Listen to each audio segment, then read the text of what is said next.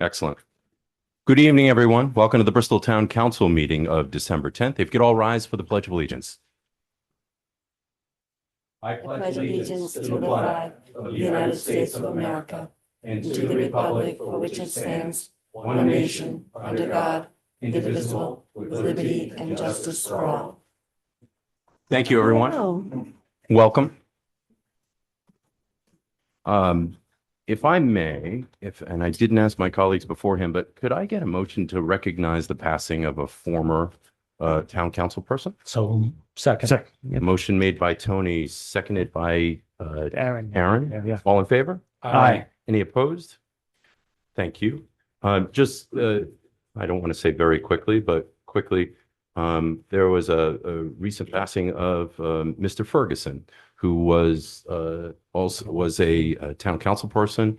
And if I recall correctly, and this is from memory, I apologize, was also a state rep, I believe, and also chairman of the Democratic Party in Bristol. So held many roles, passed away semi-recently. And I just wanted this council and this town to recognize and his hard work, giving back to the community. And obviously our hearts go out to his family and his friends. So thank you. Thank you. Yeah. Madam Clerk. Mr. Chairman and members of the council, the first item on the agenda is the consent agenda. Motion to approve the consent agenda. Second. Motion made by Tim, seconded by Tony. Any discussion? Hearing none, all in favor? Aye. Any opposed? Thank you. The next item on the agenda is the submission of minutes. We have the town council meeting minutes from November 12th, as well as the executive session meeting minutes from November 12th. Motion to approve. Second. Motion made by Tim, seconded by Tony. Any discussion? Hearing none, all in favor? Aye. Any opposed? Thank you. The next item on the agenda is the public hearing and consideration for adoption of the resolution pursuant to the town charter section 208, section C, to authorize the town of Bristol to send town property on Greenway Drive, plat 159, lot 1057. So I'm going to open the public hearing. Is there anyone here to speak in favor? Is there anyone here to speak in favor? Is there anyone here to speak in favor? Is there anyone to speak against? Is there anyone to speak against? Is there anyone to speak against? Motion to close the public hearing. Second. Motion made by Tim, seconded by Tony. As stated, any discussion? Hearing none, all in favor? Aye. Any opposed? Thank you. And this is also under consideration for the adoption of the resolution at the same time. So if the council. would like Yes, to so choose. if we could just take just a moment for the public. Andy, are you able to speak a little bit about this? Just as a background for all, this council does not normally sell public land. This is a very unique situation, which is why we're moving forward with it. This is a very small parcel of land that has there's nothing that we need to access underneath it. So for example, a sewer line or water line or something along that. This, if I recall correctly, was approximately 5 feet wide. That's what we're talking about here. This came up in looking at the plot and lot maps. What normally happens is we do not like to, and we won't, and we haven't, abandoned streets, paper streets and otherwise. But this scenario seemed to make the most sense because it was brought to us by the surrounding neighbors. We put it and advertised it correctly. There was actually jokes around that it might make a nice pickleball court for one person, but that was all it was good for. So Chickens and rabbits. yes, Zip line. yeah, it's a zip line. There you go. Maybe one very long, narrow bocce called court. See, there you go. So, so it was appropriate to put it back on the tax rolls and offer it to all, but particularly it was the abutting neighbor. So, Andy? I think you've pretty well Okay. set it out. Okay. It's just a narrow spot that got somehow left between two lots. It doesn't go, it's not like it's a path that leads to the water or the seashore or anything. It just leads to another lot. And the director of community development contacted the two people who abut the long length of it. One wanted it, the other didn't. She also contacted the third one way down at the end in case there was a desire, and didn't hear at all from that person. So it seems a fine way just to clean up the maps to do this. And just for clarity, it is actually approximately 5 feet wide by 90 feet long. exactly what it is. So we need a motion. Motion to adopt the resolution and authorize the sale of the town property on Greenway Drive, plat 159, lot 1057. Second. Motion made by Tim, seconded by Tony, as stated. Discussion? Hearing none, all in favor? Aye. Any opposed? Thank you.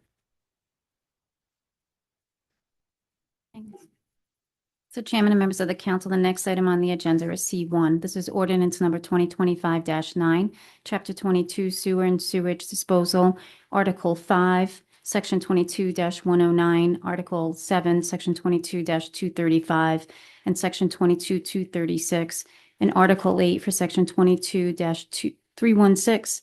And this is second reading. I make a motion to adopt the changes. Second. Motion made by Tony, seconded by Tim to approve and adopt. Any discussion? Just want to say that this ordinance really is about keeping the sewer and the pretreatment standards up to date. So it really protects us and our treatment plant moving forward. So it's a really good ordinance to move forward. Councilman Sweetie is correct. This keeps us in compliance with state requirements. This was initially heard by this council on September 10th. It was continued to this date because the state needed time for public comment, which that has happened. Any other discussion? Hearing none, all in favor? Aye. Any opposed? Thank you. The next item on the agenda is C2. This is ordinance 2025-16, Chapter 16 of the Motor Vehicles and Traffic, Article 5, Stopping, Standing, and Parking. And this is to change wording on violation. First reading. Make a motion to constitute first reading. Second. Motion made by Tony, seconded by Tim, that this constitutes first reading. Any discussion? Hearing none, all in favor? Aye. Any opposed? The next item on the agenda is C3. This is ordinance number 2025-17, Chapter 8, to boats, docks, and waterways, Section 8-72 and Section 8-76, as well as Section 16-382, and this is for the Prudence Ferry off-season parking. First reading. Make a motion to constitute first reading. Second. Motion made by Tony, seconded by Tim. This constitutes first reading. Any discussion? Hearing none, all in favor? Aye. Any opposed? The next one is C4. This is ordinance 2025-18, Chapter 5, Amusements, Article 3, Shows, Exhibits, and Entertainment, Section 5-92, License Application Information Required, and Chapter 17, Offenses and Miscellaneous Provisions, Article 2, Alcoholic Beverage Establishments, Section 17-84, Application Forms and Required Document Modifications to Licensed Premises. First reading.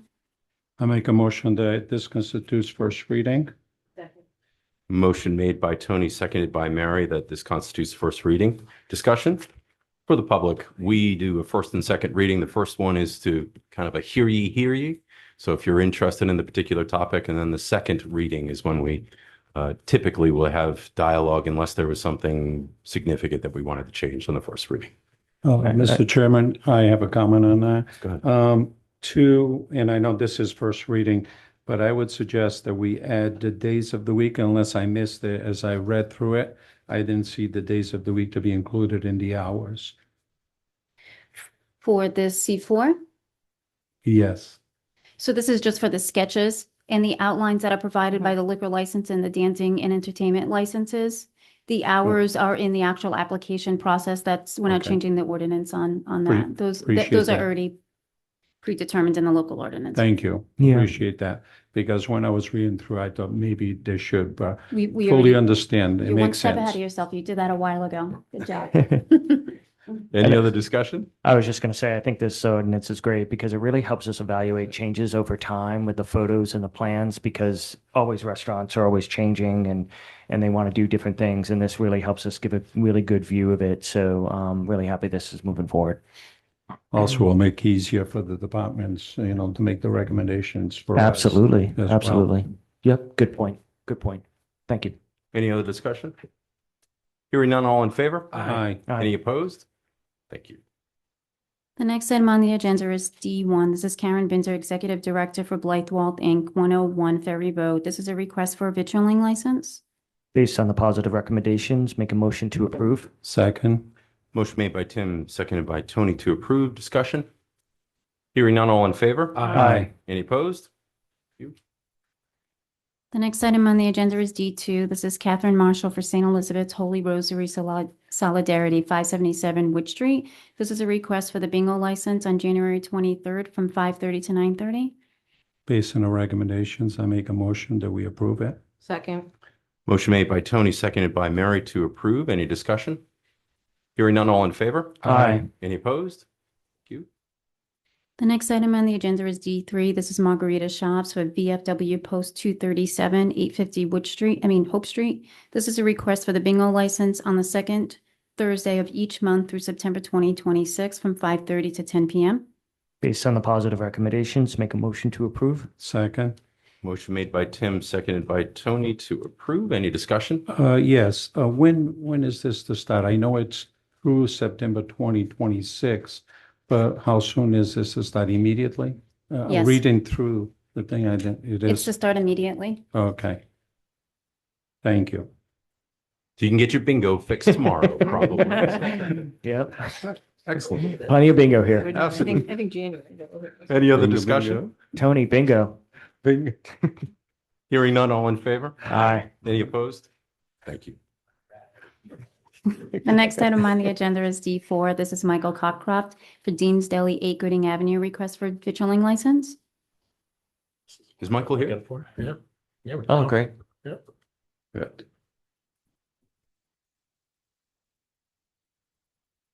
Tell us what you're proposing, Michael, I'm sorry, could you state your name and address for the record? please? Michael Colcroft, 54 Fox Hill, Bristol, Rhode Island. Welcome. Looking to open an Italian-American deli, the old Dunkin' Donuts spot in the corner of Gooding Ave there. You're from Bristol and Rhode Island because you just said what used to be there. That's how we give directions around here. That, Where it the old used to be. Newport Creamery, yeah. Yes. I would say Newport Creamery. That's That's it. good. Speaking our language. So this is your 30-second commercial time. Yeah. Tell us about the place. So it's basically going to be a more takeout and catering. There is going to be about 30 seats inside for the people to sit and eat and enjoy their lunch or dinner. But grab and go section, Italian cold cut sandwiches, eggplant parmesan dinners, and whatever you can think of. And eventually, I'd like to make it for my daughter who has 22q deletion syndrome. Maybe 6 months down to it's DeGeorge syndrome. Okay. Maybe 6 months to a year down the road, open up a little bakery inside called Blake's Cakes for her. I love that. So That's great. Well, you have some great sounding items on your menu. Yeah. Some unusual ones, yeah. thank you. It does look good. I must be hungry. Well, Mr. The Chairman, veal and peppers, yeah. yeah, well, based on all the positive recommendations, make a motion to approve. Second. Second. Thank you. And Motion made Congratulations. by Tim, seconded by Mary to approve. Any discussion? Congratulations. and Thank you good very luck. much. Congratulations, Yeah. good luck. When are you planning to open, by the We way? should probably Hopefully vote February before you 1st, say shoot congratulations. February? All in favor? When is it? Aye. When is it? February 1st. February. All in favor? Aye. Any opposed? Excellent. So we just heard you're opening February 1st. Is that Hopefully, correct? that's the date I'm set in my mind, but setbacks happen. So We wish you luck. thank you very much. The next item on the agenda is E1. This is a 6-month review for Karen Binder, the Executive Director of Blythe Wealth, Inc., 101 Ferry Road. And this was from the dancing and entertainment license. I make a motion, we approve it. Second. Motion made by Tony, seconded by Tim to approve. Chief, it's so I feel like for the record, any issues here and not expecting any? No, a check of all police department indices. There's been no issues at all. Outstanding. Any other discussion? Just briefly, I know Karen highlighted that this has been in existence for 21 years, the same schedule. So it's nice to see that still going strong. Any other discussion? Hearing none, all in favor? Aye. Any opposed? Thank you. Mr. Chairman and members of the council, the next item on the agenda is E2. This is a 6-month review for the WKOC LLC doing business as Portside Tavern, Richard Correnti, 444 Thames Street. This was from the modification of the BV intoxicating beverage license for the expansion of the premise. That was to include a portion of the outdoor seating. Chief, reoccurring question here a couple of times. If you recall, we had a resident who had come in front of the council that there were noise concerns. Yep. I believe it was Thursday nights, if my memory serves correct, with the college crowd. We did some meter readings. We met with the owner of the establishment. And in this review, there are no issues. I want to credit the establishment for coming into compliance and working with us in the I did have an opportunity to speak to that resident and asked if there were any ongoing issues. And since, our intervention with the council and the police department, there have been no ongoing issues. So I know Mr. Carenti is here. This council appreciates your compliance with all of this and moving it in this direction. Thank you. I make a motion that we approve it. Second. Motion made by Tony, seconded by Aaron to approve. Any discussion? Hearing none, all in favor? Aye. Any opposed? Thank you. We have E3. This is also a 6-month review for Richard Carenti, Portside Tavern, 444 Thames Street. This was for the renewal of the dancing and entertainment license with the additional request and modification of the license that included the outdoor entertainment and the add of the secondary interior location. Based on the chief's recommendation, I make a motion that we approve it. Second. Motion made by Tony, seconded by Tim to approve. Any discussion? Hearing none, all in favor? Aye. Any opposed? Thank you. And thank you again. Mr. Chairman and members of the council, the next item on the agenda is E4. This is the 6-month review for Karen Macy, Executive Director of Linden Place, 500 Hope Street, and this was for the dancing and entertainment license. Based on the recommendations, make a motion to approve. Second. Motion made by Tim, seconded by Tony to approve. Discussion? Yes, I see that the weekdays goes from until 10 o'clock, Monday through Thursday. Should that not be until 9?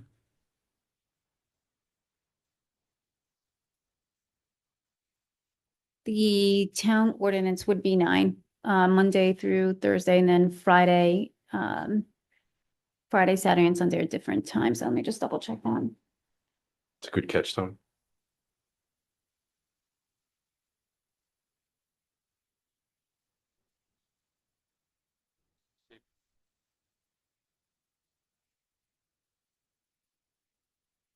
And if the council wants, we can do it in accordance with the town ordinance and I can advise them of the changes if necessary. For the record, Tara did reach out to me. I did check with the chief. There was no.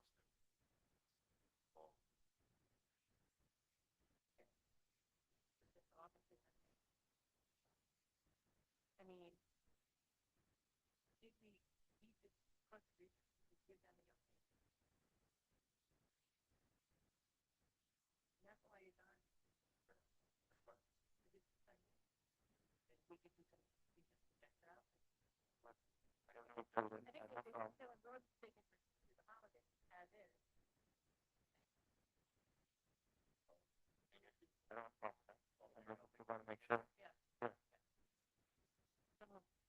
Is there a second? I'll Thank you. second. Motion made by Mary, seconded by Tim to continue to our January 7th meeting, if I recall. Any discussion? Yes, I just want to make sure I understand that, Mary. So you're saying that we should keep the until 10 until the next meeting? Yes, Yeah. because we don't know what they already But have at some planned. point, we should We need change to it to be clarify. in compliance with Well, everybody unless, else unless we with said, the ordinance. yeah, but unless we said okay to them. for Right, some we reason, have that's to- what we'd have to that's what we'd investigate. Find out, did we say okay for 10 o'clock on the weekdays? How about this? We don't know. Mr. Solicitor, I don't know if our ordinance says till 9, then there would have had to have been special dispensation here, correct? Yeah, I would think. Yes. Thank you. Yeah. So we All right. just need to find out if we did that, that's all. So we had a motion and a second to continue. That would mean that the current situation would continue until our next meeting. Right, That's what the motion is on the floor. yes. Correct. Okay. Tony? I'm going to vote against it. Okay. So all in favor? Aye. Any opposed? I'll take that. Tony, that's Okay, it. yes. Okay. Negative. Thank you. So Chairman and members of the council, the next item on the agenda is E6. This is the secondhand junk dealer license renewals for 2026. Did you skip E5? We do the dogs? E5. I skipped, sorry. The next item on the agenda We're is really E5. going quickly here. You don't have to skip one. The next item on the agenda is E5. This is the 6-month review for Allison Bar, Allison Pampered Pet, 7 Michael Drive, modification of the kennel license. And this was to increase the number of dogs from 10 to 15. Please. I just have a question. Certainly.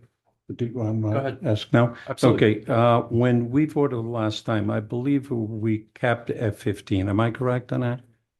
Yes, and this was a 6-month review to see how it went from the Okay. 10 to 15. That answers my question. Thank you. You're welcome. There has been no calls for service, is my understanding. Is that correct? From the town? No. That's correct. Okay. I make a motion to approve it. Second. Motion made by Tony, seconded by Mary to approve. Any discussion? Allison? No, No? thank you Sounds very like it's much. good news. So, Yes, so and I just had a surprise visit from the DEM last week and I was approved once again. so this council is extremely happy to hear that, and also that there has been no issues. So thank you. And I was reading that you've been in business for 18 years, is it? Actually 20. 20 years. Wow. That's Mhm. fantastic. Yeah. Excellent.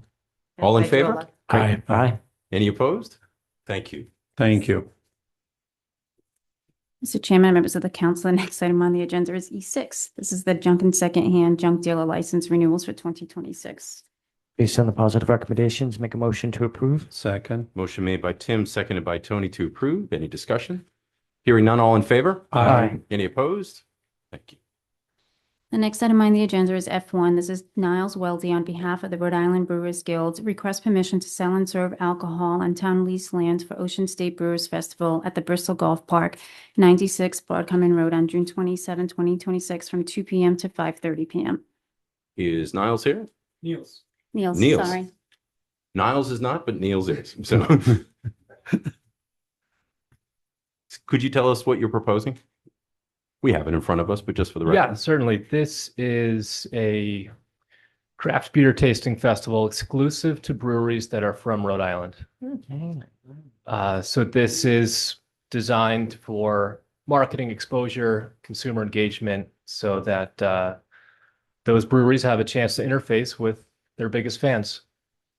We did have this event 2 years ago at Unity Park, right behind Pivotal Brewing. And what's unique about this, although it requires operational learnings every year, but this event travels from brewery to brewery to brewery across the state. And in partnership with Bristol Golf Park and Vigilant Brewing, Vigilant will be kind of a co-host. This will be their version of Ocean State Brewers Festival. Good. That Excellent. sounds great. Great. Based on all the positive recommendations, make a motion to approve. Sounds like Second. a wonderful event. I have a question though regarding, I know there's recommendations from the police that you're gonna need to hire 2 details. Okay. Let's see, and also DPW about recycling. Yeah. Okay, so you'll be collaborating, working with those individuals, am Yeah. I correct? Certainly. And the other question is, because this is where it is parking. Any arrangements made for that? Yes, Kevin's been great about connecting with the local businesses and using their lot on this particular Saturday afternoon. So our message will certainly be to encourage rideshare and getting a ride to the event. We'd rather have less parking than more. So we'll be encouraging those who are attending to get a ride, get dropped off, or use a rideshare service. The chief. If I may, Billy, with the Bristol Golf Park, we do have price space, just to address the parking, we have about 40 to 50 spots just in the parking lot. And based on the layout of the event, we should be able to utilize actually part of the golf course to get plenty of vehicles on the property, working alongside the police to make sure that everything goes according to plan. Chief, did you want to weigh in? Yes, I just wanted to echo that when they were at Unity Park, it was a public safety event free. So it was very well professionally run. I do understand that there's going to be alcohol stations at all 9 holes of the course. And that's why we requested 2 uniform detail officers at their cost, not the town cost, to put the event on. And my other recommendation would be that those servers at those 9 holes be tip certified so that there's proper delivery of alcohol. You got nods of agreement as you said that. Okay, So that's so- outstanding. So it would seem to me that we would follow the recommendations that the chief just shared along with the ones already in our packet. And Exactly.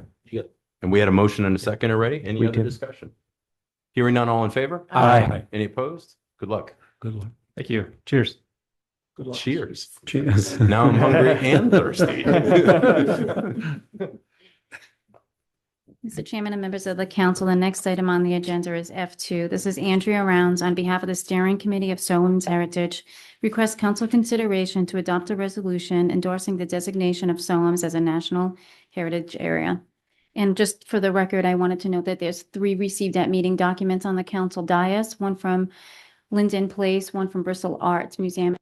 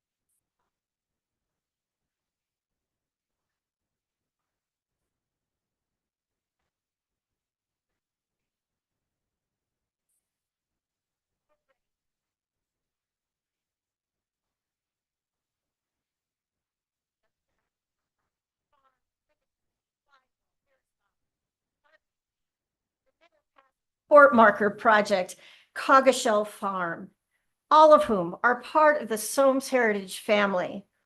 Bristol and the other towns and cities in the region have an opportunity not only to safeguard irreplaceable resources, but invite residents and visitors alike to engage in the complex beginnings of the American story, encouraging meaningful interpretation and collaborative conservation. On behalf of the Steering Committee of Soames Heritage Area, we respectfully ask for your support designating Soames as a National Heritage Area. Yeah. Excellent, Andrea. Good job, Andrea.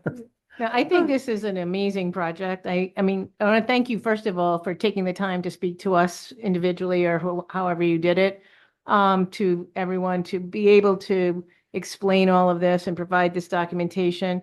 And also for your hard work and enthusiasm on this project. I am so excited. Somebody said to me, I hope you'll vote for it. I said, I mean, so excited to vote yes for this. Thank you. So with Excellent that, I might job, wanna give a Andrew. I might want to do a motion, but Well, should. good, yeah, like, good. I would, yeah. Good. Yeah, if you're in Endorsing support. I would like to endorse the designation of Soames as a national heritage for Bristol to have our support and not be left out of that incredible list. I'll second that motion. Discussion? Sorry, Chairman. Yes, I do have a question, Andrea. Yeah. You know, it's bad when you give too much material for people to read because Oh, then dear. it kind of raises questions. So I do have a question, and I'm not gonna, I mean, the reference is on page 3 of the the feasibility study summary, but that's okay. And it has to do with communication with, and this is just part of the paragraph there. It says communication with all 3 of the federally recognized tribes in the region established that they do not choose to be engaged in the initiative at this time, but would like to be kept informed. One of the primary tenets of the National Heritage Area Initiative is to create a platform for all to tell their own stories and so forth. But is there a particular reason as to why 3 of them do not want to engage at this point? I think that is a subject that only the tribes themselves can answer. It is not the place of the National Heritage Area to get involved in any way in tribal relations.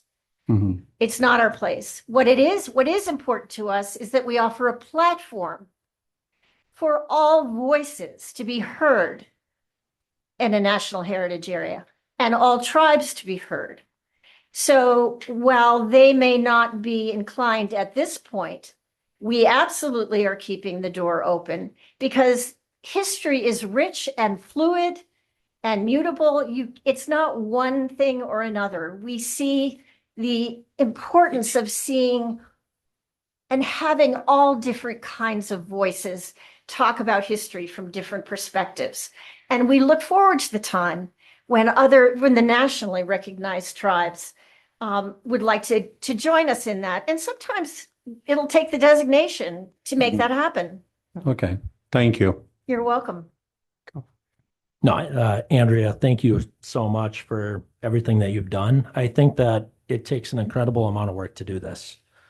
I imagine that you are engaging with a variety of different stakeholders, that you're traveling all around the area, talking to people, and this is not something that happens overnight. So congratulations on this watershed moment that you've spearheaded. And I just wanted to say that I think we're all really so lucky to live in an area like this that has so much history and that has all that heritage. And it's critically important that we set it aside and make sure future generations are able to enjoy it just like we have, and hopefully better than we have. So the other thing, and I don't know if a lot of people are going to get this, but, and I don't know how well I'm going to explain it, but what I really like about this project is that it asks us to set aside some of the man-made boundaries that we've created and to start thinking about the world around us as one that had existed before That's right. we were here.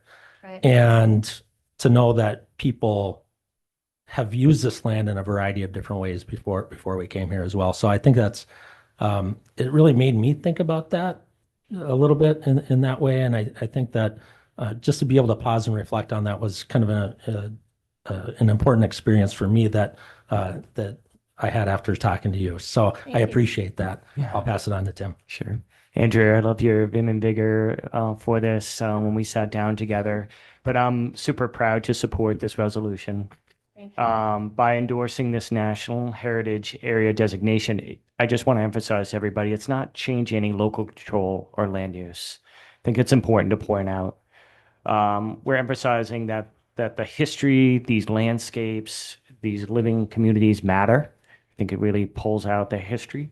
And it's an opportunity to honor our Indigenous stewardship, the support their education in that area, and tourism. And it's going to bring new partnerships and resources to Bristol and to our neighbors. So it's really tying everything together. So can't say enough. I'm really happy to support this resolution. Thank you. Yep.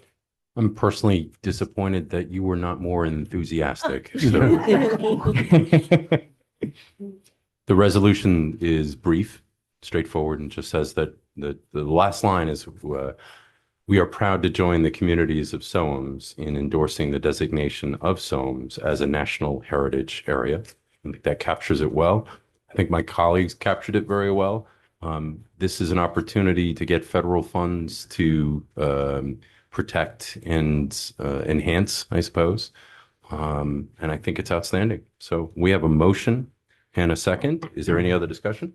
Just very briefly, as Mary pointed out, NGA did take the time to meet with many of us, if not all of us individually. Yeah. And I did have the opportunity to share when I first came to this country in 1970 and had social studies with Eileen Porches, who's still living, and I remember visiting, the Half and Reffer Museum quite often, and actually the seat of King Philip as well. So it's not forgotten, and there was quite an interest by a couple of the teachers at the high school to really bring the students in, acknowledge what had happened and who had come through. So we appreciate that. Any other discussion from the council? Yeah. All right. Hearing none. All in favor? Aye. Any opposed? Thank you. Thank you very much. We're going to require applause for everyone I following. know, yeah. We don't want anybody feeling uncomfortable. Madam Clerk. Mr. Chairman and members of the council, the next item on the agenda is F3. This is the Executive Director Guide from the Poconoket Management Group. This is a request for tax abatement under Section 8 of the Tax Stabilization Agreement, Parcel 135-0012-000. So we're going to start with the solicitor, and the reason why is that Andy Tights has been involved in all of the dialogue, and he will bring this council and the public up to speed on the very moment and what's being requested and asked of this council. Andy? Thank you. The background to this is the transfer of a significant amount of land and buildings. As people have been talking about the old Heffenreffer site, the Heffenreffer Museum site, the seat of so-called, as English said, King Philip. A lot of that land transferred by Brown University to the Poconoket tribe through a group called the Poconoket Management Group. And it was conveyed with several restrictions by Brown University, preventing most use of the property other than the cultural preservation of it. As part of that, we were approached by the tribe. They were requesting that it be removed from taxation by the town of Bristol. Automatically, Brown University as an educational institution was not taxed. The tribe does not have any sort of categorical exemption from the General Assembly. In Rhode Island, you have to have some sort of exemption, either a categorical exemption like education or churches, or you have to have a specific exemption from local real estate taxes. And they asked if the town would support that exemption for the property which they received. The town agreed to support that in return for an amendment to another program, and it's confusing because these programs have the same names, but they go in different directions, and that's the state pilot program. Generally, we think of a local pilot program. You've got some industry locating in town, and they're going to pay you in lieu of taxes a certain amount of money over time. But that's not really a pilot program. That's a tax stabilization agreement. You might have some other nonprofit that might make an agreement for voluntary payments. That would be a pilot agreement. What this is the state has a program to try to somewhat mitigate the effects of nonprofits, non-taxable entities to the various municipalities. So those entities such as Brown University and Providence College and Johnson and Wales University in Providence, a lot of other properties that are tax exempt, the state will provide back to the town approximately, the current number is 27% of the tax revenue that the town would otherwise get. And the state provides that to make up for and mitigate the loss of tax revenue. The problem that we encountered was there's essentially a 2-year delay because it's always a look back. There's the tax year, and then there's the General Assembly year, and they have to appropriate the funds every year. So essentially, it's about a 2-year lag between when you might lose the revenue coming in and when you would get it. So in return, that was our agreement with the tribe that the town of Bristol, would support that General Assembly amendment to both make the land not taxable, but make it reimbursable from the state at that 27%. And in return, they would pay the equivalent of taxes. That's a tax stabilization agreement. They would pay that for those 2 years. That tax stabilization agreement was adopted by the town and the tribe. Also then the legislation was passed. Just timing wise, it was back in June that this was done. And the General Assembly passed the legislation, et cetera. That tax stabilization agreement, and you'll pardon me for being so wordy, but I'm trying to get the story there. The tax stabilization agreement was essentially based on two ideas for coming up. How much should it be? And most of the land, which is open space, was basically assumed at the rate of $115 an acre, which is the rate that we currently assess forest land that's enrolled in DEM's Farm, Forest, and Open Space program. So if someone's got protected farmland, forest land, that's about what we tax it at. So we looked at that number for the 224.93 acres. And then there's also a parcel that has a 2-family home on it. And we basically, at this point, we took its full value. The taxes would be $13,000. So the taxes on that $115 an acre, let me back up, that was about $25,000, almost $26,000. And then there was another almost $14,000 based on the value of that 2-family home. So that came to a total number. The tax stabilization agreement, the agreement was that the tribe would pay a total of $39,667.86 per year for the next 2 years. That would be their payment for this property. The tribe indicated that that 2-family home was used to support the rest of the property. So a paragraph was added to the tax stabilization agreement, which says, paragraph 8, nothing, notwithstanding anything herein to the contrary, the town may voluntarily choose to grant abatements of some part or all of the annual payments if such abatements are in the public interest, including taxes attributable to parcel 135-0012-000, containing a two-family residence and approximately 2.06 acres of land, upon submission of sufficient evidence by the owner that such parcel is being used only in full support of the preservation and maintenance of the historic values of the property and is not providing any unrelated income to the owner.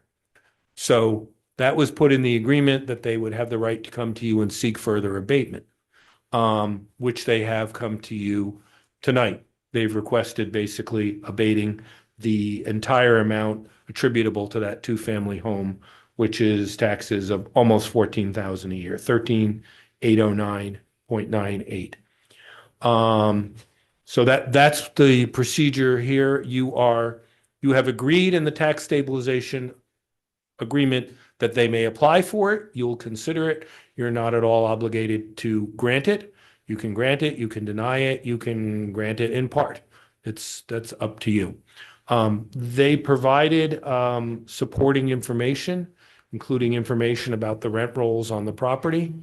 And I've provided a memo to the town administrator, which has also been included with you. I can discuss that if you want while I'm at it, or I can stop. Let's get to the end. Okay, because I fine. think this is critical. Sure. It's important.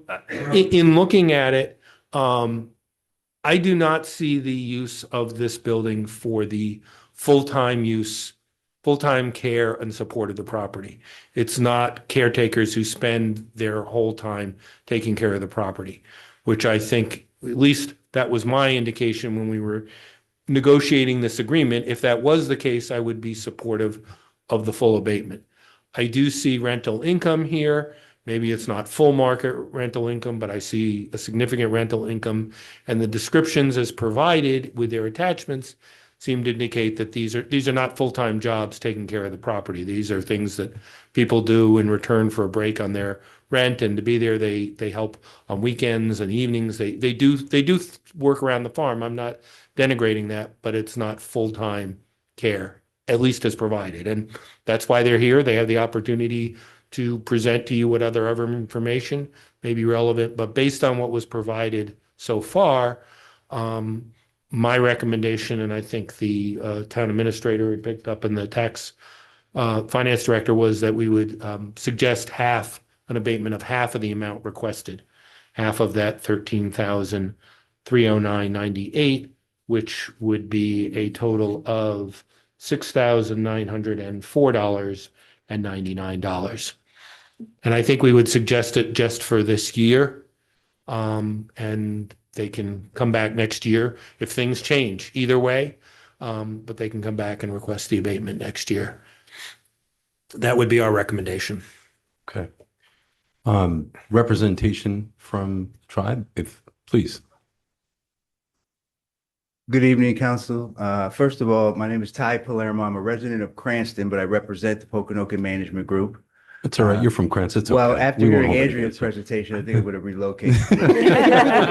Pretty historic. She did her job well. I didn't have she? a privilege of representing the people she's talking about, but Outstanding. I just want to also say to Steve and Andy, it's been nothing but a pleasure working with the town and negotiating this process with the university and the town. So I want to thank all of you, especially for the history Andy gave about how we got to this point. We hold them in high regard and Yeah. they deserve it, but it's always nice to hear. Absolutely, absolutely. I just want to make a couple points, just to kind of speak on some of the things Andy talked about. First of all, the standard in Section 8 is really around, as he said, is for using the property to support preservation and to not provide any unrelated income. And so that's the standard. And so when Brown had this property, the tenants were like faculty who were visiting or things like that. So they were charging some sort of rent, usually not crazy market rate or anything like an uptick or anything like that. But what we did when they took over was got new tenants who signed caretaker leases that's in your packet that is a reduced rent for maintaining the property.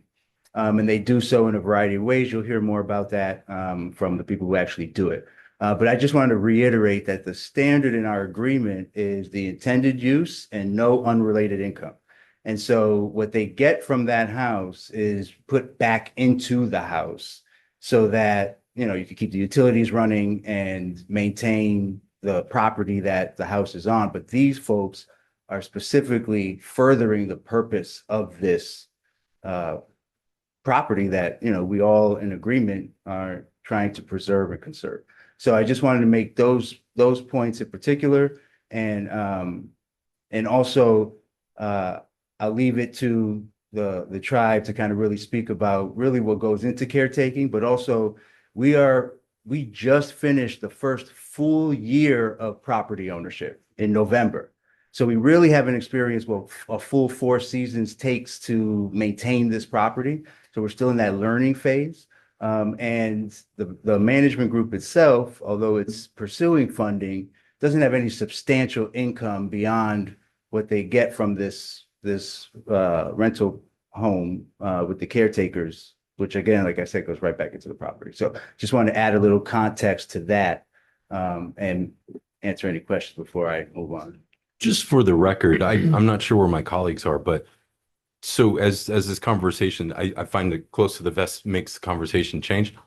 I'm in support of lessening the taxes, following exactly what has been proposed to this council. So halving it. So the 13.8 approximately, so 6,900.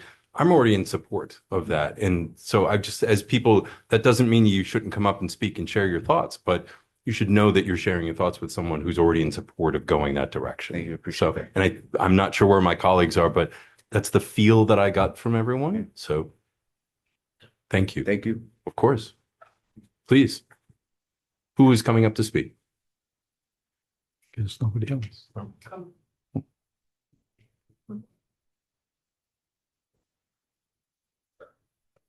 If you could state your name and address for the record, please. Tony Marie Walmsley, 302 Vermont Avenue, Providence, Rhode Island. Welcome. Thank you. So as a property manager, I oversee the caretakers responsibility for maintaining, monitoring, and protecting the property. Their duties typically include handling general maintenance such as minor repairs, preventative maintenance, and monitoring the building systems and equipment, utilities, seasonal systems, performing regular cleaning and exterior upkeep, keeping the grounds clean of trash and debris. They maintain the grounds by caring for the lawns, landscaping, gardens, snow removal, and other seasonal cleanup. They provide routine maintenance of trails, roadways, boundaries, and coastlines in accordance with tribal stewardship practices. Caretakers report to me, and I in turn respond to situations beyond their scope of expertise appropriately, such as leaks, storm damage.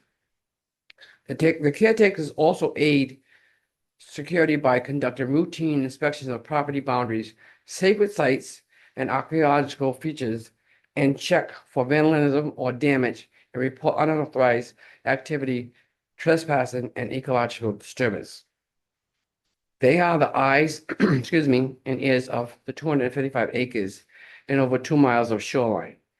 I can't understate the importance of this.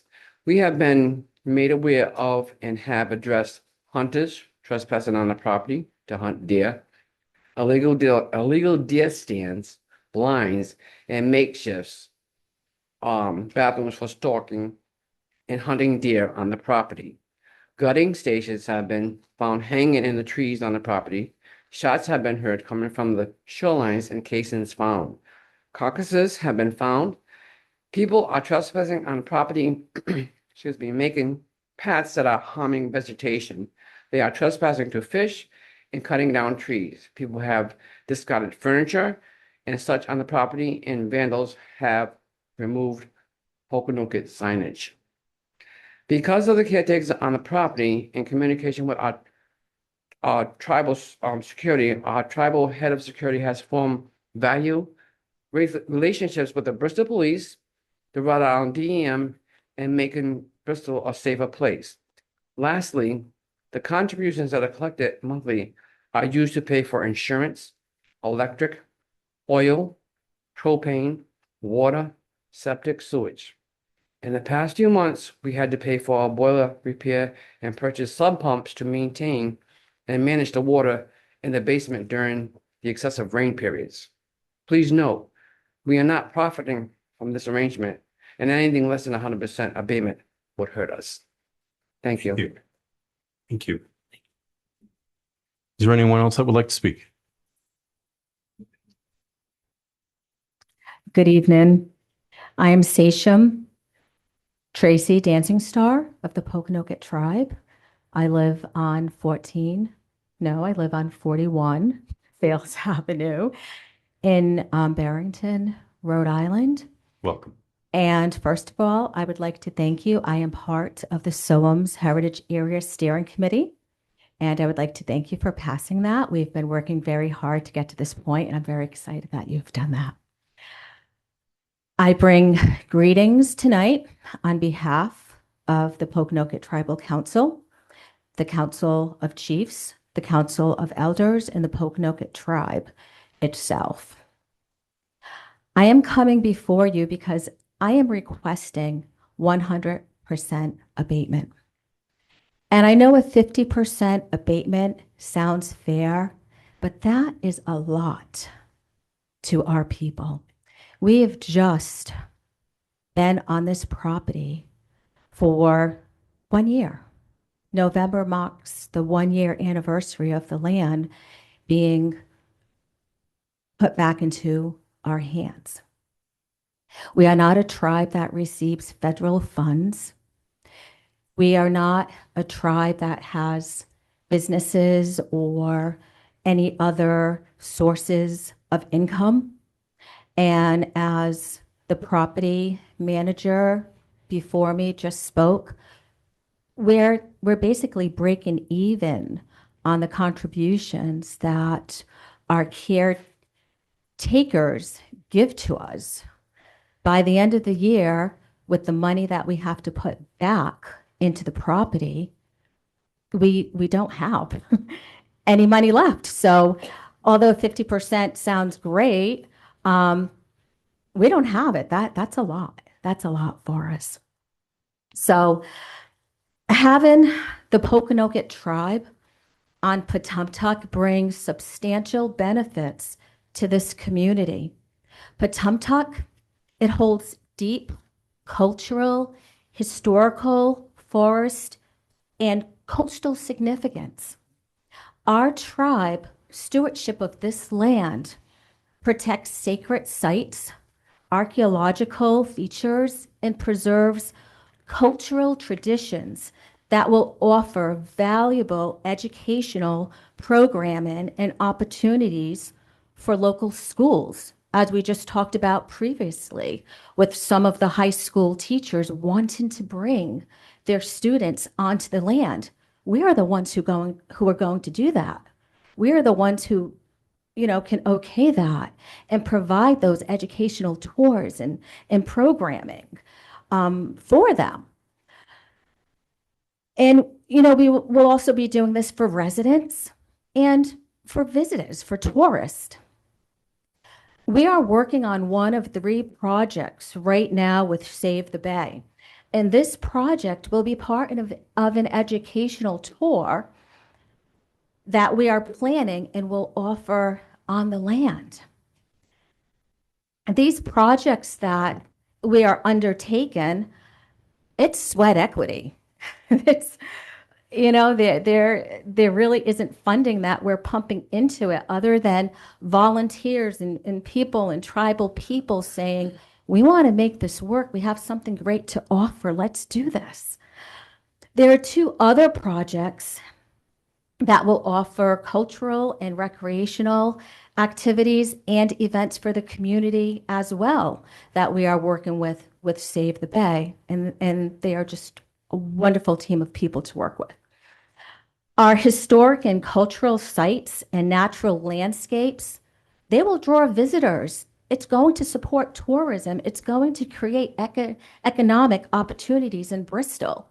The Soames Heritage Area, one of the building block of this is the Pokanoket tribe and the land we're stewing in.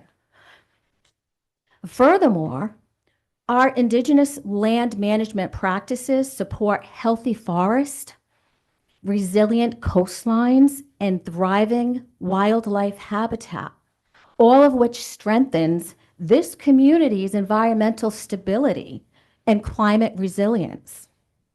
Over the past year, we have been working with the United States Department of Agriculture, Natural Resources Conservation Services, and with a forestry expert to assess the health of the forest. And we were able to get a small grant so that we can have a forester do a forest management plan for us, so we can start to put all of these plans, into work. We are collaborating with the Eastern Rhode Island Conservation District to help guide our plans on how to best restore the land and its ecosystems. That land has been sitting there. It has not been managed. It has not been taken care of. We are working every day to do this. We have jobs. I work, and I go from work, I go on the land.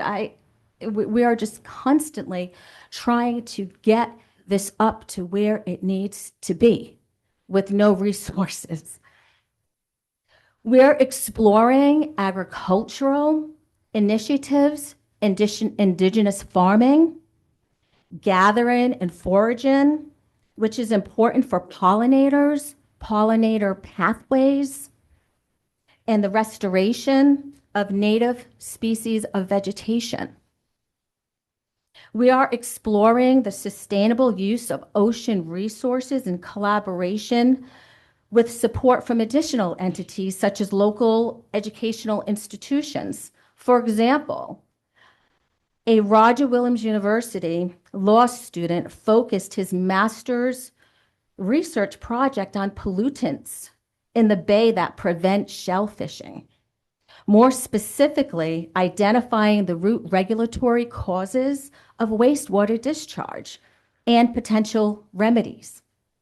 We can now use this report to start to address this situation and work with agencies towards a solution. Wouldn't it be great to be able to shellfish again in Mount Hope Bay? These are the things that we're trying to do. Cleaner waterways, healthier wildlife, and more resilient ecosystems benefit everyone living nearby. Educational, cultural, recreational opportunities, economic opportunities. We are working to improve life in Bristol. Every resource counts. Every penny counts. And this is just the beginning. As I said, we've only been back on the land for 1 year, and we're still getting our feet up under us. Yet look at everything that we have done. So the abatement is so essential to seeing that these things can come to fruition. We don't want to be sidetracked, spinning our wheels and spending time doing things that are not conducive to these plans that we have. Because if we don't have the 100% abatement, all of this has to go on hold because we have to figure out how are we going to do this. So our plans, our progress will be delayed and so much harder to achieve if we do not get 100% abatement, and we are just asking for that grace. Thank you. Thank you. Is there anyone else that would wish to speak?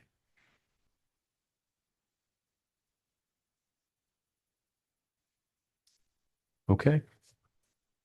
Tony? Yes, Mr. Chairman, I do have a couple of questions because, and I understand, what was just stated to us, But I'm looking at some pictures here that were provided to us, and you did made reference to that regarding the bees, what do you call, the vegetable gardens, okay, and so forth.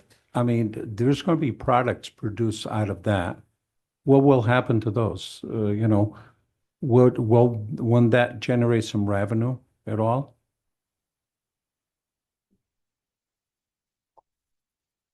No, right now, those farms are not producing revenues. Those are more for the ecosystems to just rebuild the land to get us back to that point. Once we have the forest management plan and we can map out where we can do farming, where we can do maybe some elderberry, groves and some farming that can eventually produce some income. We really have to heal the land. The land is really not at the point where you can do that kind of farming and produce income. There are so many invasive species on that land that we have to deal with. And we are doing all of this by hand, and we are doing all of this by volunteer labor. But yes, we do want to get to that point, but right now we are not at that point. Thank you. Thank you. Could I ask a question of Andy? Andy, was there in the discussion the full abatement or a gradual process? Like I could see maybe abating the full amount this year and then 75% next year and then up to the 50? I know that there's potential for the state. That's what you're waiting for. It's like take this in as part of the pilot. Is that it? That's correct. And even when that happens, there will be a loss of revenue to the town. Right. Because it's only 27%. So this was really meant to deal with the short-term issue, already figuring in that reduction to the 27%. If you're meaning Well, this it was a tax specific, exempt anyway. I mean, the land. no, the moment it transferred from Brown to the No, but I tribe, mean, we're not used to having that money because it was tax exempt when Brown owned right? it. That's right. That's what I was saying. But I'm Well, saying. no, we were It was used to part of having the the pilot. 27%. Yeah, right, when right, Brown right, owned right, it. right. Yes. No, I But understand also that. the Right. the building itself, correct? Yes. Right, which was not part of that pilot agreement. It was a revenue generation. I think we taxed the building at the full cost of the building. Chris, Assessor. tax assessor, Chris Leadham. So that one parcel, to answer your question, with the multifamily, and the couple buildings, that property, when it was owned by Brown, it was not tax exempt. Right. We collected around $13,000 a year in taxes on that property. So my question is, in your discussion with the tribe, did you talk about either phasing it in or a zero for the first year since it is, like as I pointed out, all new, trying to get set up, how are we going to structure all of this with, to raise money? And they're obviously going to need to raise money at some point to keep all this afloat. But in the meantime, they're kind of new to it. I agree with them on that point. And I think we're all very fortunate that, Brown turned it over in the way that they did. So that the land is going to be preserved and not built on. So I'm wondering about that as far as your discussions with the tribe. Honestly, to my recollection, there wasn't any discussion one way or another about that. There was a fair amount of time pressure because of the need to get this through the General Assembly before they adjourned. So I don't specifically recall anything other than we said, well, here, we'll leave this as an out. You can always come back and ask for more if you want. I don't think we specified anything more than that, other than what the language says. I do think, just to follow up, I do think it would be fair to just abate it all for the 1 year. And then to phase it in so that it gets to, so if it is really a tax stabilization program, just like we would do with a business, it would be, gradually brought on over X number of years. I don't think it needs to be over 10 years. I think it could be over 3 or 4 years. Phase in the 13,000 or the 6,000, the 50%. No, I was using the 13,000 and abating all of that. And that's the same as if you didn't ask for the 6,000. and then for year one, and then maybe go to 75% next year, and then maybe 50% after that, and then it could, or, it could be like flexed a little bit, and then up to, maybe the full value. By then, they would potentially be On their feet. having some money and raising some money Yeah. along the way, or have some grants, something like that. Yep. I don't know what other people's thoughts are about that. We've done that before. Yeah. And It's only 2 years. The agreement's only 2 years. F, the General Assembly's already passed the bill with the tax exemption. This is here for 2 years to allow for that 27% to kick in at a later time. But whatever you agree to, and you can do that, you can definitely phase it over the 2 years, but it's only 2 years. So After is this that, going to go into the pilot? This house is going to be into the pilot then? It's coming off the tax rolls one way or the other? yes, So, okay, so that's going to be the 27%. Okay. yes. Well, I don't think that changes my view too much anyway, but, because I think that it's important that this be successful. I'm with you, Mary. I want them to get on their feet, be successful. I believe in their vision. I think we all believe in their vision. I don't want to speak for all my colleagues, but I think we want them to be successful. If there's a way we can make it work, we'll phase it in. I mean, even if it's But I'm 2 years, thinking- it could go to the 50% next year. Right. You know what I mean? Or 40%, some amount. But it gives them a little bit of time to come up with Yeah. and you're talking about, just to be clear, the $6,904. No, I'm talking about the 13,000 with You're the talking house, about which they were the recommending 13,000. 50%. Okay. That's where the 6 comes from, am I correct? And then, so I'm saying no tax this year on the Right. house. Right. That's what yeah.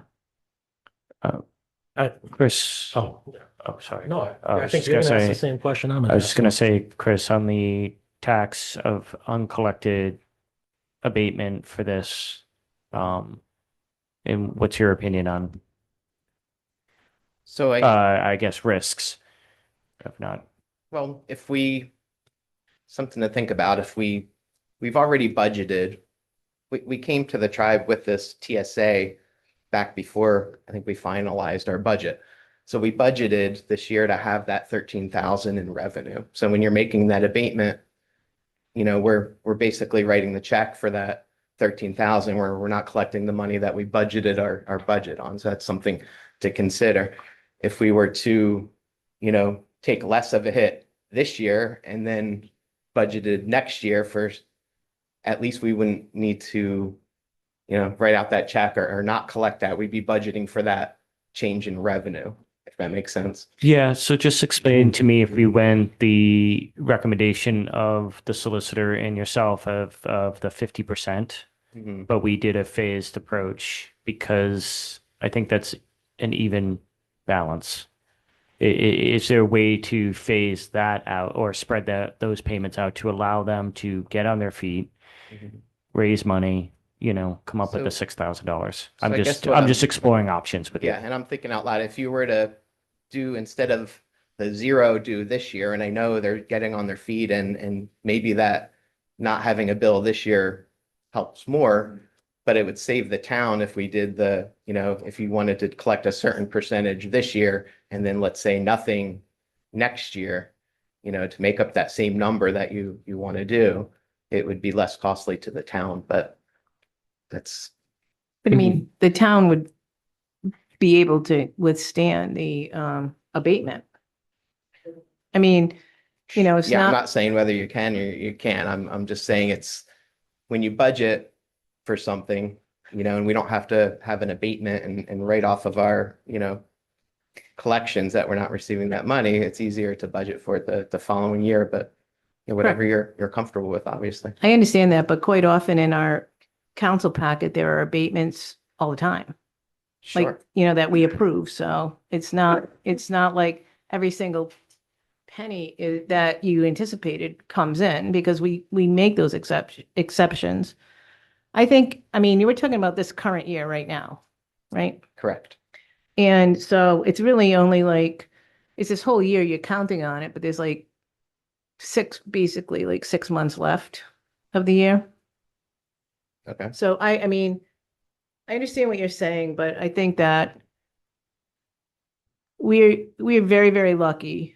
I'm just looking at the big picture. Considering what could have been done with that property by the university and the impact that could have had on the community in the town of Bristol, I think we're very fortunate that the tribe has the land, especially when we go into the whole Soames, and also that the town has a portion of that as well. So I think it's very important that we do everything we can, at least this year, to make it as successful. I mean, we can't always do this because, at some point they're gonna, it's like a 2-year project. It's not like it's gonna make or break Bristol's economic situation.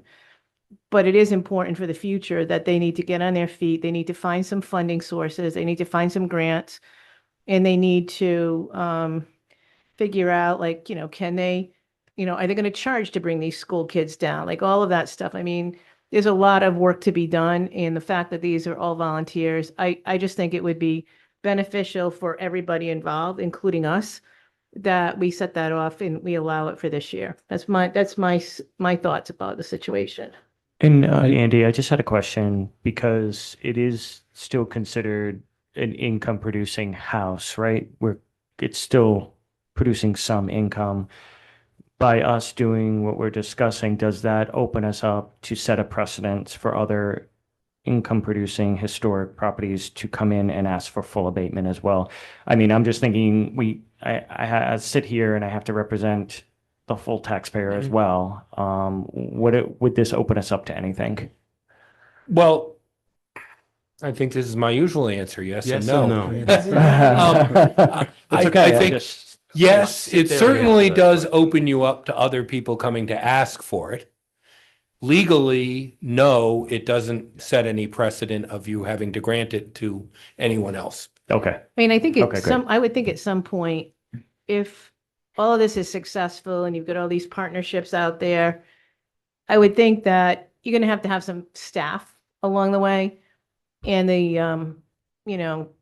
what's going to happen with the house is it's still going to be like part of the nonprofit, because it's going to be like forever people will be, working the land, et cetera. Or is it going to be that we're going to have staff doing that and eventually the house could go back on a tax roll potentially, just be pure rental property, or like an inn or something like that down there. I mean, I don't know. I'm just thinking out loud. So, I mean, I think there's a lot to be done, but I mean, I think the process with Brown was, I mean, in some ways it was a little quick, not super quick because we all waited for it. But I think it would be a worthwhile investment on our end. Okay, so I'd like to give Aaron and Tony the Well, opportunity. Tony first. Go ahead, Tony. Go ahead. Okay. My question is, presently, how much are we collecting? I'm a little confused because we throw numbers, 27%, 6,000, 13,000. Okay, so at the present, how much are we collecting in taxes from them? So on that property that's Yes. where you're discussing whether to abate fully or half, or about 13,800 we budgeted to collect this year. Okay. Over the last 15 years, it ranged between 10 and 14,000. And we've collected 2/4 on that at the present time. I'm not sure that we collected any taxes from them at this time. Oh, okay. Anybody can answer that? They have not paid anything on this year's tax stabilization agreement yet. So they zero bubble at the present time. Right. Yes. Okay. Yeah. All right. So, and going forward, we're looking for 50% of the 13. Great. So, okay. So to your point, Mary, they haven't paid anything at this point. Right. Okay. They're asking that the whole thing be So there's abated. not a burden thus far. Right, that's on what I'm them. saying, Okay. right. So, but they asking to Well, go not on them. zero. I'm saying there's no burden on us because they haven't paid anything yet. It's just budgeted in. I mean, right. I mean, I think we're saying the same thing, but in a different way. Like, There still is the other 26,000 for the land that they haven't paid. They haven't paid the 50% payment on that yet. It's divided up into 2 payments a year. Oh, okay. So Now that's we still- we weren't clear as to when those were due. So we were taking the position that it would be due by January 1st, would be when the first payment would be due For the 26. for the 26,000 26,000 and they whatever have. other Okay. number ends up for the house after your discussion tonight. Which totals to the 39, is that what that was? Yes. Okay, so at this point, we have not received anything at all, then? That is Yes, correct. no? Okay. So there's still outstanding 26 plus 50%, well, if we were to go, the 50% would it be on the total or just the house itself, not the land? So point of House- clarity, the it's the house conversation, the 50%, the abatement is solely on the home. Yeah. Only in the So house, yeah. the Yeah. 224.93 acres was agreed upon. The dollars have been agreed upon. There's no question on that. I'm not saying that we've been paid on it yet, but there's no question on that. So our conversation is solely about the home. And currently, as Chris pointed out, 13.8 for quick math is what's been or supposed to be collected on it. And it was previously to the transfer of ownership. So there's no payment yet, but this discussion needed to happen. So I don't think it's inappropriate, but certainly we're coming up to that time. I must say for myself, Mary, I appreciate where you're coming from on it. I agree that the premise behind it, I think there's a lot of value there. But Tim, you caught it on the other side, which is we represent everyone. And abating the tax on this means somebody else has to pay for it. So if this council is okay with that, and yes, you mentioned abatements, right? We do abatements. Those abatements are because there's a question of, I'm not explaining it to you, I know you understand this, but if there's a question of the property value itself, then there's conversation back and forth, and that abatement happens accordingly. That's not what's happening here. Personally, I disagreed with one thing that Andy said and how he conveyed things. And by the way, Andy did a great job. But yes and no. Thank you so much. So one of the things the thing I disagreed with is that we followed along with, I'm paraphrasing, with the legislation to get the pilot agreement. We in fact were the driving force behind it. This council, along with the tribe, was how that happened. Our state reps and senators only did that on our request. That came from. So I guess I'm saying that because there is support. So I don't think abating it 100% or 50% is a level of support from this council or the town. I certainly respect the request. That there's absolutely nothing wrong with asking for it. I think it's appropriate that we have this conversation. I think we've been extremely supportive and will continue to be. That's really important too. And I think that for myself, if this council decides to go a different direction, I'm not going to disagree with you, but I must say that the 50% to me was extremely fair on this. I think it was well thought out. I think it was based off revenues from the property, which is not a little bit, it's $40,000. That's okay. That's great. It's wonderful. But you are making revenues from it. And I think that 50% of the taxes is a very reasonable way of looking at this. This is a this is a 1-year conversation because this abatement would be for this year. As the solicitor pointed out, if there was an abatement looked for next year, we would need to have that conversation again next year. But I think it was fair. If this council is looking to propose something, then I think we could get to a point, and I'm not stopping conversation, that there should be a motion to whether it's, as Mary suggested, a 0, or if there's somewhere in the middle. I personally think that we've already hit that middle. I think a lot of work was done, and I think it was done in good faith on both sides. I think this is obvious. I think this was good conversation. We've heard the comments from both sides. We've heard the justification on all of it. To me, I think it makes sense. And that's not commentary on the value that you add, the value that you're going to add. Nothing like that at all. It's just the bottom line is that we're responsible to everyone, including you. And that means that everybody needs to if we don't charge you, we have to charge somebody else.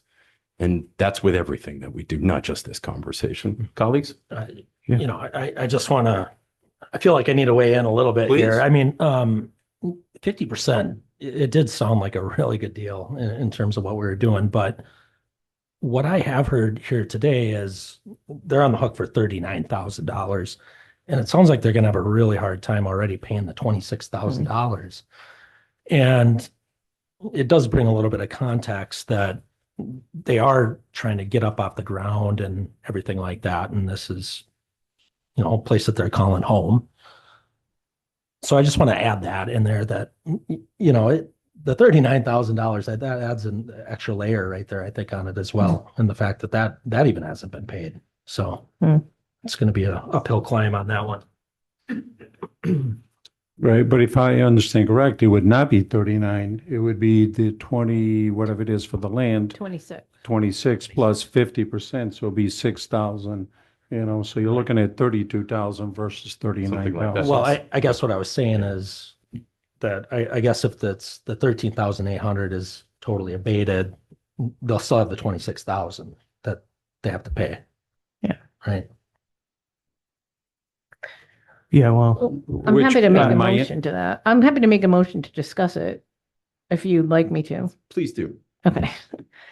So I would make a motion that for this current year that we abate the full value of the house in the Poconoket lands. I just want to make sure I get the wording right here. Is it the Poconoket land at the Heffen Rapha property? That- May I Pocono suggest- Management Group. One second, Andy?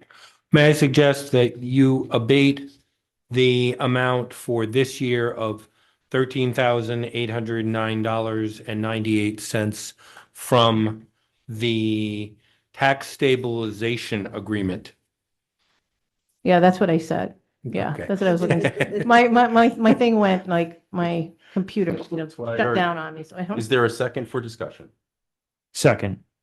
So that leaves the 26th due, correct? Yes. To be exact, 25,857.88. I agree with what you Yeah. said, but just for the record. Yep, so they would still owe the 26,000. But if we abate this year, what's the next step? Well, the chairman has said that they have to come back next They year. would We need to come can't, back we in can't front of us make an next year. agreement That's right right. now to like phase it in. They have to come back. And this is a 2-year, ends when, next year, Yes. 2026 or 2027? It's, yes, because it's the fiscal year. Yes, okay, like but next yes, Yes and and no. give me a Yes. number. So Yeah. July 26, so it would be fiscal year 27, wouldn't it? That's correct, yes. Okay. All right. So the motion on the floor is to abate the 13,809.98, which is the property tax on the two-family home. There was a second. Is there any other discussion? I'll skip that one. I was going to ask Chris, but I think we already got the answer to that, so, Are you sure? yes. Okay. All in favor? Aye. All opposed? I'm opposed. So And for am the I. record, I I think would I have stated it already, but I do believe that the 50% was appropriate. Mhm. And again, it's not commentary on what was shared with us already. So, great. Okay. Thank you all. Thank you for your Thank words you. too. Thank you.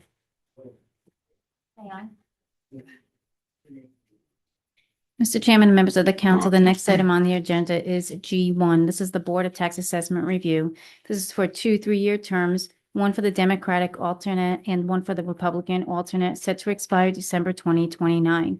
There's a letter of recommendation for the Republican Town Committee, as well as a letter of recommendation from the Democratic Town Committee to reappoint. It's not listed on here, I'm sorry.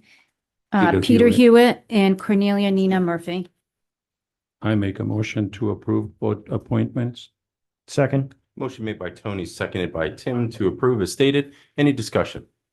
Hearing none, all in favor? Aye. Any opposed? Thank you.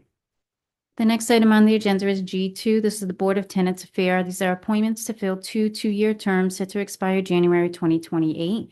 One is for Richard Hunter for interest in reappointment, and the other is for Linda Haru, also with interest in reappointment. I make a motion, we reappoint both candidates. Second. Motion made by Tony, seconded by Tim to reappoint both candidates. Any discussion? Hearing none, all in favor? Aye. Any opposed? Thank you. The next agenda item is G3. This is the Bristol Housing Authority. This is an appointment to fill one term set to expire January 2031. This is Edward Correa, 46 Vernon, with a letter of interest in appointment, as well as the recommendation from the Bristol Housing Authority Executive Director. Make a motion to reappoint Ed Correa. Mary's got it. Motion made by Tony, seconded by Mary to reappoint. Any discussion? Hearing none, all in favor? Aye. Any opposed? Thank you. The next item on the agenda is G4. This is the Coastal Resource Management Council, appointment to fill one-year term set to expire January 2027. And we have John Triano, also with interest in reappointment. Make a motion to reappoint John. Second. Motion made by Tony, seconded by Tim to reappoint. Any discussion? Hearing none, all in favor? Aye. Aye. Any opposed? Thank you. The next item on the agenda is G5. This is the Conservation Commission. This is one 3-year term set to expire January 2028. And we have Ray Payson with interest in reappointment. Make a motion to reappoint Ray Payson. Second. Motion made by Tony, seconded by Tim to reappoint. Any discussion? Yes, I have a question. There's two other candidates there, Craig Fisher and Lindsay Green. Those Aren't were their reappointed terms at in- the last council meeting. Oh, okay. They had their letters of reappointment in on time. Ray didn't, so we added We those didn't to change. keep on Okay. going, and 'Cause- that's why you see Ray at this one, but it just hasn't reflected on the boards and commission yet. Got it. Thank you. You're welcome. If I didn't ask, all in favor? Aye. Any opposed? And again, for this council, especially around this time of year, thank you to the boards and commissions. The volunteers that give their time and effort back to the community. It is in big part what makes Bristol as beautiful as it is. Thank you. So Chairman and members of the council, next item on the agenda is old business. This is a request to continue the matter to January 28, 2026, from currently presented to the council on November 12, 2025, from the Rhode Island State Police for the approval of the installation of the flock safety camera. We just need a motion. To continue? Yep. That's what I said. Second. Motion made by Tony, seconded by Tim. Any discussion? Hearing none, all in favor? Aye. Any opposed? Thank you. The next Did you- item. just, Yes. I saw a audience member raise their hand. Mhm. So, did you have a question? No? Okay. Thank you. Go ahead. The next item on the agenda is H2. This is continued from November 12, 2025 for the adoption of the proposed resolution. And this was from Chief Lynch for a resolution request to have the school department proactively review the legislation and consider an RFQ for other communities for the school bus safety legislation. Make a motion that we adopt the resolution regarding the school bus safety legislation. Second. Motion made by Tim, seconded by Tony, as stated. Any discussion? Hearing none, all in favor? Aye. Any opposed? Thank you. The next item on the agenda is I1. This is the public notice from CRMC, Christopher and Mary Fay, 476 Papa Squash Road. This requires a response by December 30th, 2025. Receive and file on this one, I believe. Yes, please. Okay. Make a motion to receive and file. Second. Motion made by Tony, seconded by Tim, as stated. Any discussion? Hearing none, all in favor? Aye. Any opposed? Thank you. The next item on the agenda is I2. This is Town Administrator Contente regarding traffic calming on Hopeworth Avenue. Mr. Administrator.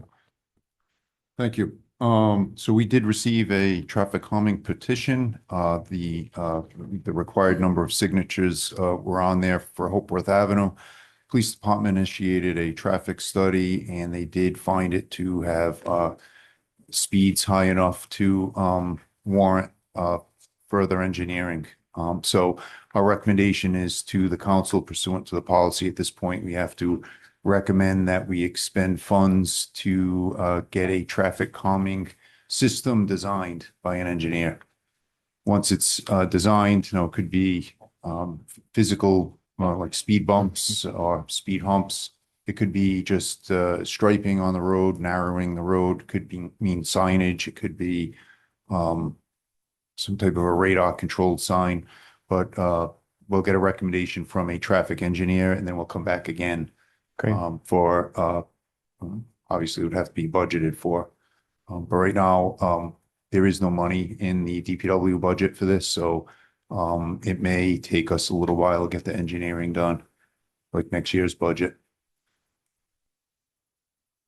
but pursuant to the policy, we're at the place now where we go to the council and we request funds to go forward for Hopeworth Avenue. I'm very happy to see this policy is Yeah. working well. I know. It's perfect. Yeah. So we'll discuss it at the budget hearings. We just Yeah, need a let- motion to move forward with hiring an engineer, correct? Yeah, if you could do Yes, that, please. my recommendation would be, could you authorize administration and DPW to initiate a engineering study? So moved. And if there's money sorry. in the DPW budget towards the end of the year, we could That's what I heard Tim say. So moved. Right. Again, How sorry. much do you know approximately how much you? up to $6,000 to be safe.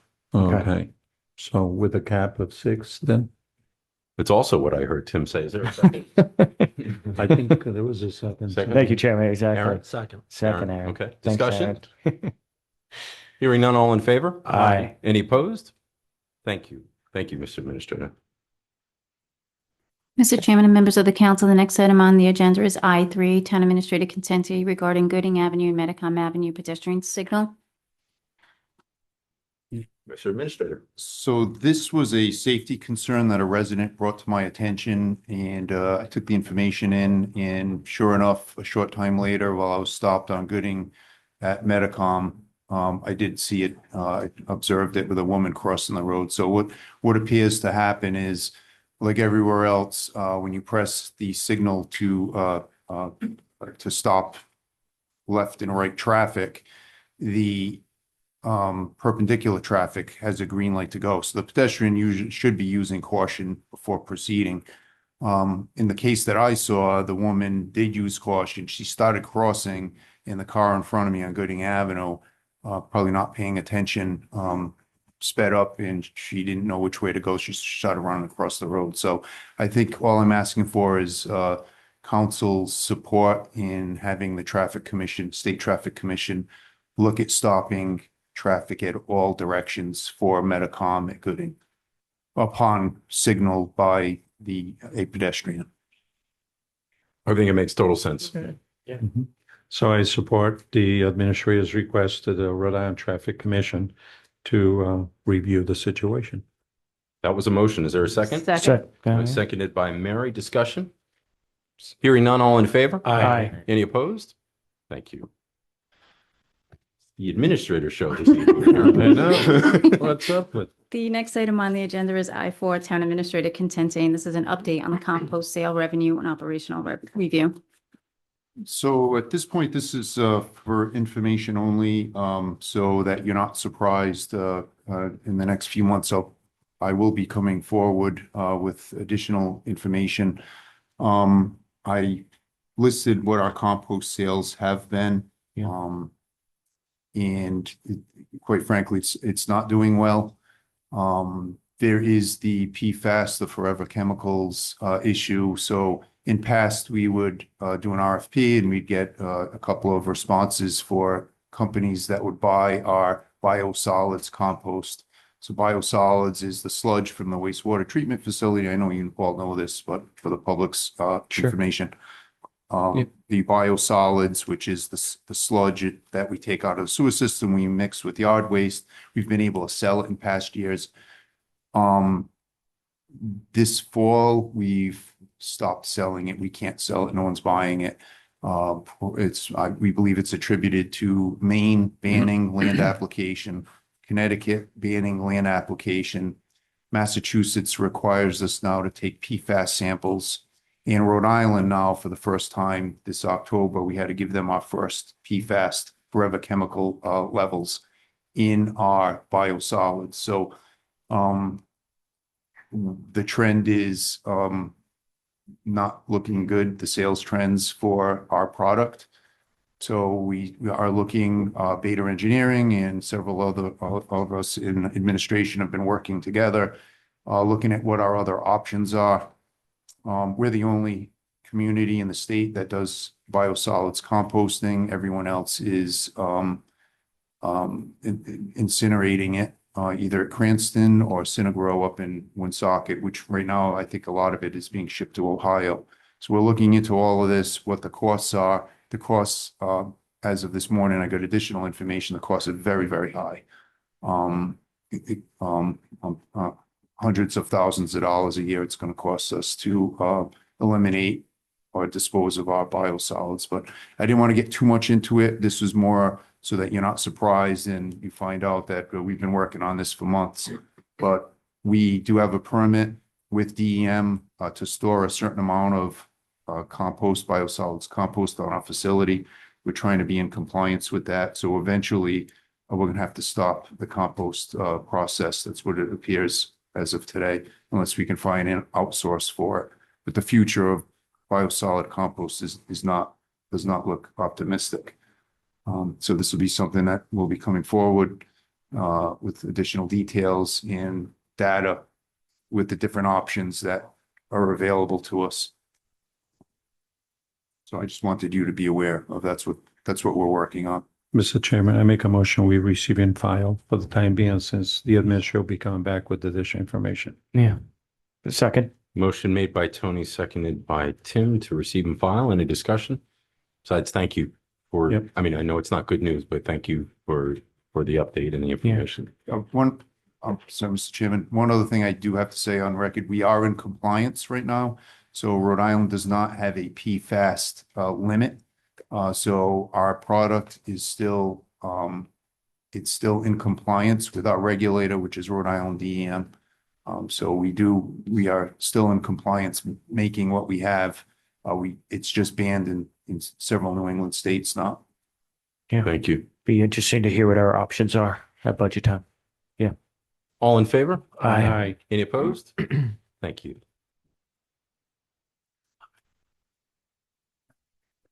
Mr. Chairman, members of the council, the next item on the agenda is J1.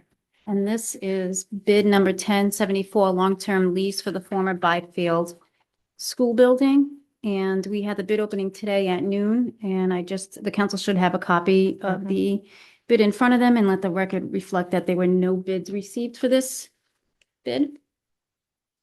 So do we make a motion to go back out to bid? You want to rebid it? You want to, what do you suggest? What we would like to do is perhaps go out to bid for a real estate marketing firm, or do an RFQ for a real estate marketing firm. I'm not sure if the bid process was the place to advertise the building. It's unusual to advertise property on BidNet, but that was the only venue we had. So we would have to get a real estate agent to list it. So I don't know if we need a motion for that, or if that's just something we would come back to the council next meeting with an RFP. Prefer to have motion from the council. Can we get a motion to that effect? Motion to go out to RFQ marketing firm? Second. Any discussion? Hearing none, all in favor? Aye. Any opposed? Thank you. The next item on the agenda is J2. This is bid 1076, catering service for the 4th of July ball for June 2026. We had the bid opening today at noon. We received one bid for this one from CP Catering in the amount of $37,405 with a $135 per plate cost. Is that's a little bit lower than last year? So Not a whole lot, but it is. Okay. But either way, I make a motion that we refer to the town administrator in the 4th of July committee to act in the best interest of the town. Second. Motion made by Tony, seconded by Tim, as stated. Any discussion? Hearing none, all in favor? Aye. Anybody else in favor? Aye. Excellent. Any opposed? We're almost there. Stay with us here. Mr. Chairman and members of the council, the next item on the agenda is J3. This is the RFQ 1077 Architectural Design Service and Construction Administration Service for the former Gutierrez School reuse as Government Center and Town Hall. We had the bid opening today at noon. We received 5 RFQs, so these will not list any amounts. These are just the name of the vendors that had submitted. We have LLB, which is Lerny, Lads, and Bartles. We have AGB Architects, Brewster Thornton Group Architects LLC, GMI Architects, and DBVW Architects. But there were no amounts for them? There are no amounts on those Hmm. requests for qualifications. Okay, make a motion to refer to the town administrator to act in the best interest of the town. Second? Motion made by Tony, seconded by Tim, as stated. Any discussion? Hearing none, all in favor? Aye. Any opposed? Thank you. And Mr. Chairman, before we move to the executive session, would the council entertain a motion to take up from the table that agenda item E4 about We still Linden have K1. Place? I don't have anything on my table. K1 or M1. Special reports, BCWA. Did you get an answer? Well, ma'am. But You don't have that? No, there's nothing. I don't have anything in mind. It's from, I think, is that a draft agenda that you may have because they were supposed to provide it and we didn't get it? that's the full agenda. It's not on That's what we mine. advertised. I don't have it here in the packet. I don't have it on mine either. Just says it's empty under. The website is shows the agenda being empty under K. Just says special reports and there's nothing there. For the record, I'm not actually looking for a special report. Okay. I'm just, it's here on my agenda. and Okay. Okay, I'll note it for the record that there was no special report under K1. Outstanding. Okay, my As we move apologies. forward. I love it. Um, Hold on one moment, Mr. Administrator. Sorry. go ahead. I would just want to know if I could add an introduction, personnel. Oh, is that what this motion? Okay. I'm sorry, I didn't mean to. So let's stop right here. So if we could get a motion for an introduction for personnel through the administrator. So moved. Motion made by Tony, seconded by Tim. All in favor? Aye. Any opposed? Mr. Administrator. I'm just pleased to announce we have a deputy treasurer that's here with us tonight. Lynn Lon is our new deputy treasurer. She's doing a great job working with our treasurer. Welcome. Very good. Welcome aboard. Thank you. Madam Clerk, you wanted to add an additional item? I just wanted to, if the council would entertain a motion to take up from the table the agenda item E4 regarding Linden Place, because I did pull up the town ordinance and instead of having it be continued, Oh, okay. they're technically in compliance. So moved. I guess we just do a motion like that? Nine. I asked our solicitor. Yeah, since there was no one here on it, and it was just continued, it's essentially same as tabling it was what you did. So I think the proper parliamentary procedure would be a motion to take it up from the table so that you can discuss it. We're not under Open Meeting Acts violation because we're still here in the meeting. Right. And as I said, if there had been anybody here for it, I wouldn't do it, but there was no one here for it Right. anyway. So we were I looking think- for the research, so I would move that we take it off the table. If we've got the answer. Second. Motion made by Mary, seconded by Aaron. All in favor? Aye. Any opposed? Thank you. A wacky world we live in today. So I apologize because my internet wasn't coming up when they had asked for the answer. And so the restrictions in the town ordinance for amusement for outdoor entertainment does cease on Sundays from Sunday through Thursday at 10 p.m. as well as any outdoor entertainment. So the application that they provided was in compliance with the town ordinance. So Monday through Thursday, Sunday through Thursday until 10 p.m. indoor and outdoor. really? The only difference is Friday and Saturday for indoor and outdoor. The 11. Is that 11 then? Outdoor on Fridays and Saturdays is 11 p.m. Oh, that's and what- indoor on Fridays and Saturdays is 12 midnight. That's what they have, yeah. So And that is Monday what they through have. Thursday is at 10. Is Of at 10 working p.m. days. We have that? I For thought it was on indoor- the 9. For indoor entertainment is 10 p.m. It does But list on, outdoors, about Oh, it is outdoors. 10 still 10 p.m. Okay, 10 p.m. Okay. Wow. So we can okay, just that's not approve this good. at this, I think. And it does list I on their propose we change application that the majority of their entertainment would cease at 5 p.m. during the week, but they listed the 10 p.m. for those special occasions that they have. They would go to what the town allows. I think the motion was that we approve them. I mean, based on the recommendations, there were no issues. So that we can just And approve. continue it to the next meeting. It's up to the council. If the council So I still think we wants to can just continue approve it. it. Can't we just Yes, we approve can. it to just Yeah, I guess vote we on it, can. right? It's on the agenda. let's do it. And we can just do it Please. if they're right. Mary, you just made a motion. Thank you so I much. did, yeah. All right, You I'll did. second the So motion. that was just, I mean, Outstanding. You that's got what we it, were Chairman. gonna check out anyway. Motion made by Mary, seconded by o'clock. Tim to approve as stated. Is there any discussion? All in favor? Aye. Any opposed? Thank you. Thank you. Okay, we just got one less agenda item for the next meeting. Our next meeting is that much shorter. Yeah. Wow. We. I have a request to go into executive session pursuant to Rhode Island General Laws 42-46-5A2 litigation, specifically litigation versus Citizens Bank. Council?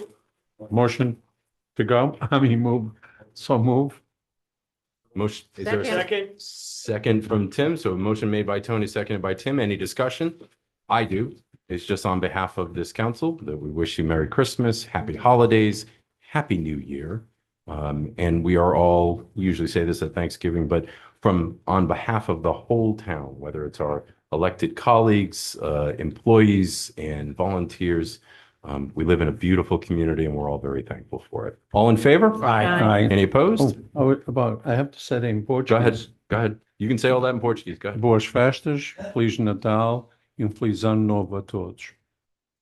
All in favor? Aye. Any opposed? Good night, everyone.